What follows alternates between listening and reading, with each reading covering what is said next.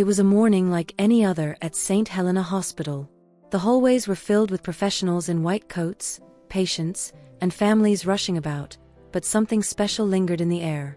John Lutz, a 28-year-old doctor, walked through the emergency wing with his impeccably clean coat and meticulously combed brown hair.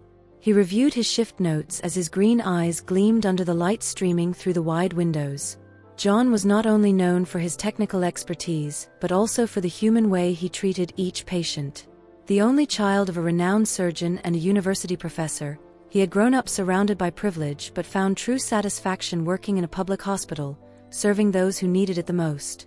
As he walked through the corridors, an emergency call echoed.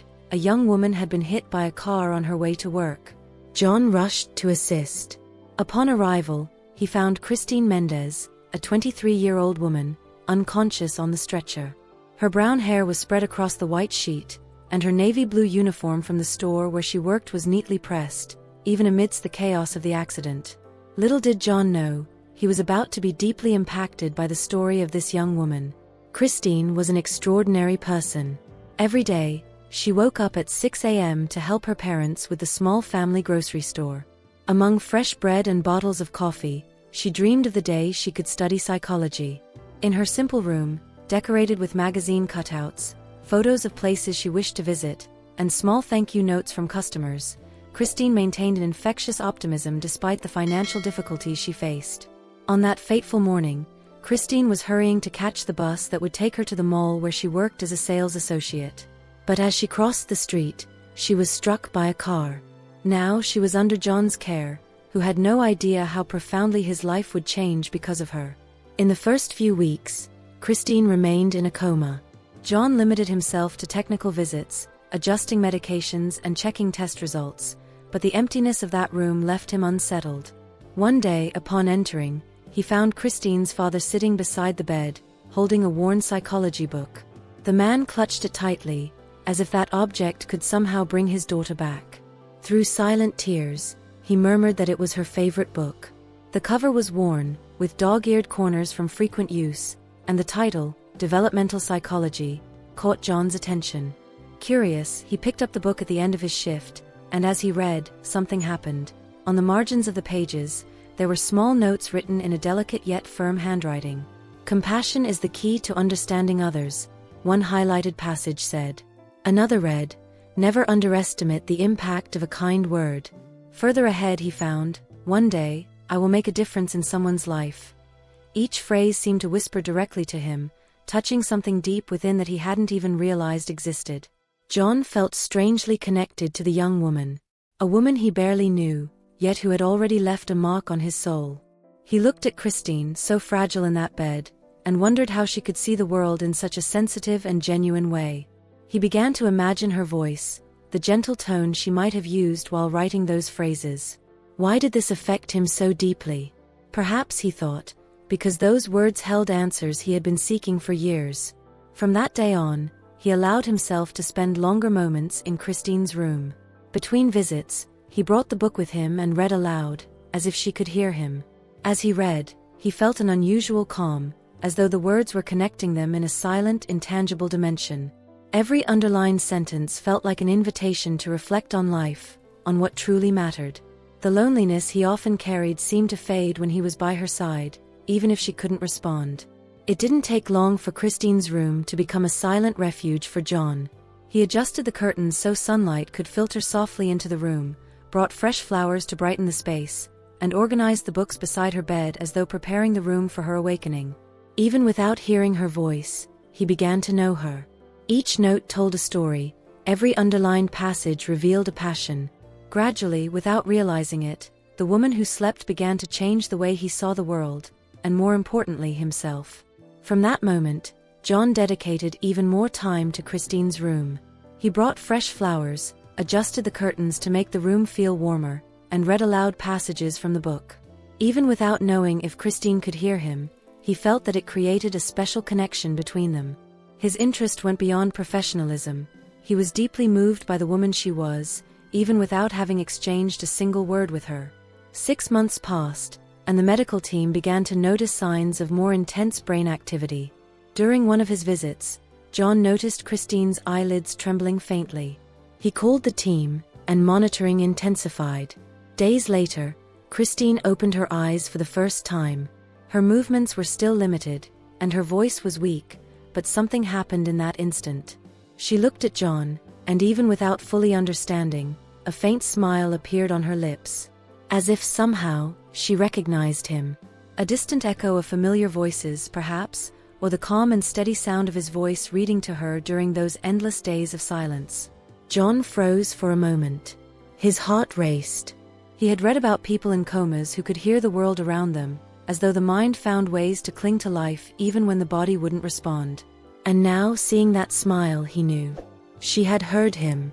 All those times he read passages aloud, all the words about compassion, about dreams, about never giving up. Cristine had listened.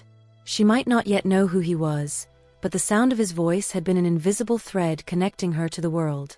In Cristine's eyes, there was a faint glow, like the dawn of a day after a long night. For John, that moment confirmed everything he had begun to feel. Unable to hold back a smile, he leaned slightly and whispered as if sharing a secret, "Welcome back, Cristine. I knew you were listening to us."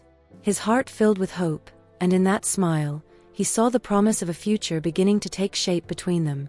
From then on, John became a constant presence in Cristine's life. He encouraged her through physical therapy sessions, read to her, and helped her rebuild her confidence. Cristine, in turn, began to notice small details about him: the care with which he adjusted her pillows, the soft tone of his voice, and the faint, pleasant scent of his cologne. Her feelings for him began to grow, though she lacked the courage to admit it. When the day came for Cristine to be discharged, John suggested she continue attending support groups at the hospital. It was a subtle way to maintain contact, but he knew he didn't want to lose that bond. Cristine, still recovering, felt a mix of nervousness and joy at the suggestion. John's gaze was always steady and kind, but there was something more, a silent promise that he would still be there, even though the hospital room was now empty. In their first meetings at the hospital cafeteria, their conversations were simple and light, revolving around psychology theories and daily stories. But as the days passed, they began to share more. John spoke about his uncertainties, about how her silent voice during the coma had helped him rediscover a deeper purpose in life. Cristine, for her part, was surprised to hear this. She began to understand what she felt, that warmth that grew with every glance, every careful gesture of his, like when he gently pushed a cup of coffee toward her with a subtle smile. Over time, Cristine realized that, even in the coma, she had clung to his voice. John would recount how he read passages from the books she loved so much, and it brought flashes of memories to her mind. Fragments of dreams where a familiar voice guided her through the darkness. Her heart raced as she heard this. He had been there, every moment. Slowly, she understood that the fresh flowers, the neatly arranged books, and the gentleness of his voice had been the invisible thread keeping her connected to life. One afternoon, as they sat in a quieter corner of the hospital cafeteria, Cristine let slip, "I don't know how to explain it, John, but I heard you. Somehow, I knew you were there. Not as a memory, but as a presence." John remained silent for a moment, surprised yet deeply moved. He felt as though her confession was proof of what he had always believed. When he finally spoke, his voice was low, laden with emotion. "Maybe because you weren't alone, Cristine." "I wasn't alone either." Cristine smiled, feeling the weight of his words touch something profound in her heart. From that moment, the connection between them deepened. Gradually, the silent space that had brought them together gave way to something alive, light laughter, small gestures full of meaning. She began to eagerly anticipate each meeting, every coffee shared on a cool, sunny afternoon. The world around them seemed to disappear when they were together, and all that existed was the way his eyes looked at her, as if he saw not only the woman she was now but also the woman full of dreams he had come to know through her notes. Their friendship, nurtured over time and mutual understanding, quickly blossomed into something deeper. Cristine, now stronger, began to notice every act of care from John, how he adjusted her coat on cold days or smiled while listening to her talk about her plans to return to school. What had started as a quiet, subtle friendship became the foundation of a love that, even without words, had begun long ago, in the silence of a hospital room. One day, John invited Cristine for a walk. They went to a cafe housed in a historic building downtown. As the sun set, painting the sky in shades of gold, John finally found the courage to confess what he had been feeling.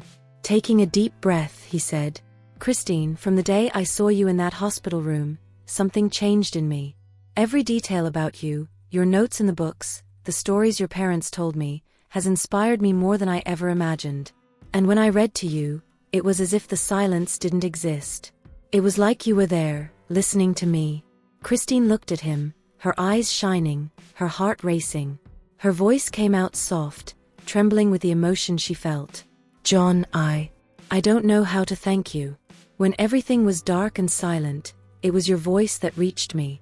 And now, hearing this from you, I never thought that, after going through so much fragility, I would find someone like you. Someone so kind, so special." John smiled, surprised and relieved. The weight of uncertainty vanished in that moment. They looked at each other for a long time, as if reading each other's thoughts. The golden light of the sunset reflected on their faces, making the moment even more unforgettable. It was then, as if time had stopped, that John gently leaned closer. Cristine responded, closing her eyes as he tenderly touched her face. They shared their first kiss, tender and full of meaning. It was as though all the unspoken words, all the silent moments that had united them, had finally found a voice. In that instant, they both knew something had changed forever. Cristine smiled against John's lips, and he held her close, as if wanting to protect her from everything. The world around them seemed to disappear, leaving only the two of them, wrapped in a love that had begun long before, in the quiet of a hospital room. From that day on, their lives became inseparably intertwined. Cristine returned to her job at the clothing store, and John frequently stopped by to update his wardrobe, finding excuses to see her. They shared lunch breaks in the food court and began planning their future together. John encouraged Cristine to resume her psychology studies, while she helped him discover new meanings for his own life. Months later, John proposed to her. The ceremony was held in a small chapel decorated with white orchids, the same flowers he used to bring to Cristine's hospital room. Surrounded by friends and family, they exchanged vows that reflected the journey they had walked together. "You taught me to see beauty in the little moments," John said. "And you showed me that love can overcome any silence," Cristine replied. Their life together was filled with small gestures of love, notes left around the house, coffee shared at dawn, and long conversations about dreams and plans. Cristine graduated in psychology and began working with patients facing challenges similar to those she had overcome. John continued his medical career, now with a renewed perspective on life and love. What began as a silent connection in a hospital room blossomed into a deep and transformative love. John and Cristine proved that, even in life's most fragile moments, when everything seems lost, true love can appear in unexpected ways. Care, kindness, and perseverance not only heal wounds, but also build bridges to a future filled with hope. They showed that love, even born in silence, has the power to break barriers and remind us that there is always something beautiful waiting to be discovered. If this story touched your heart, don't forget to leave a like, share it with someone special, and subscribe to the channel for more inspiring stories that speak to the soul.